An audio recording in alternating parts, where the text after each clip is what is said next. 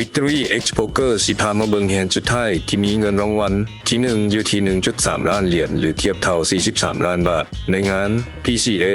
2023 Main Event Final Table ระหว่างเดธานีและเนเวสด้วยความบังเอิญทั้งสองคนเป็นคนโปรตุเกสคือกันต้องมาสิงใส่กับหมู่ร่วมชาติเดียวกันเริ่มเกมเนเวสกับแอปบวยออฟสูดเปิดเรส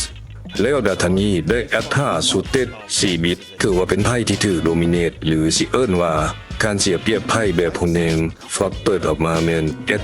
12คือ2ใบทั้งสองคนติดแอดคือกันแต่ว่าเดวิสสินำอยู่หลายดาธานีสิชนะได้ต้องได้5อีกใบหรือรันเนอร์4เท่านั้นดาธานีเลือกเซกเพื่อถามว่ามีแอดหรือ10บอเดวิสเบตออกมา1/4ของพอตแสดงออกว่าคอยมีอย่างบางอย่างบ่เอกระสิบหรือบ่กระซื้อสีดาธานีขอซื้อเพื่อเบิ่งไพ่ต่อเทวนอกปาเมนดำบิดดาธานีเลือกเซกถึงไพ่สียังตามอยู่ใจก็มีรุ่น4แต้มสูงสุดเกมอาจสิพลิกกลับมาชนะได้เลยต่อมาเนเวสเบตออกมาครึ่งพอตการลุ้นใบสุดท้ายนี่ถือว่าข้อบนยากเลย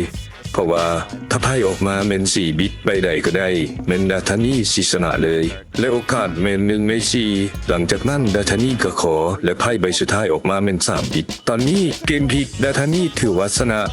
100% และเลือกเซกเป็นเทือที่3เพื่อแสดงออกว่ามีไพ่อ่อนเปิดโอกาสให้เนเวสได้เบ็ดหลังจากนั้นเนเวสเบ็ดเกือบครึ่งพอตหรือ2ล้านจิบในกองกลาง3ล้านจิบดาธานีคืดบ่ดนเวสกับโออินเนเวสนั่งคืดอยู่ดนเติบพยายามคืดว่าดาธานีกำลังเฮ็ดอย่างอยู่ถ้าคืดเบิ่งดีๆดาธานีมันเช็คมา3เทื่อแสดงออกว่าบ่มั่นใจมาตลอดและแล้วเนเวสก็ตัดสินใจขอและเหตุผลน่าสิแม่นที่ดาธานีเช็คมาตลอดและเฮาก็ได้ผู้ชนะแม่นดาธานีนักโป๊กเกอร์ประเทศโปรตุเกสได้เงินรางวัลไป43ล้านบาทและเพิ่นก็ยังไปหาแฟนเพิ่นทันทีและจบฉลองข้างเวทีแบบที่ว่าบ่มีไผกล้าหันมาแนมเบิ่งและมีเสียงจอกแจ๊บพร้อมและต้องขอบอกว่านี่คือเสียงต้นฉบับว่าเขาบ่ได้เฮ็ดขึ้นมาขอแสดงความยินดีกับท้าวดาธานีนำสำหรับไผที่อยากฝึกโป๊กเกอร์กับพวกเขาติดต่อพวกเขาได้เลยเบอร์ WhatsApp ขึ้นอยู่หน้าจอให้แล้วถ้ามาคอนเทนต์แบบนี้อย่าลืมกดติดตาม Victory X Poker เพราะทุกคนคือผู้ชนะขอขอบใจ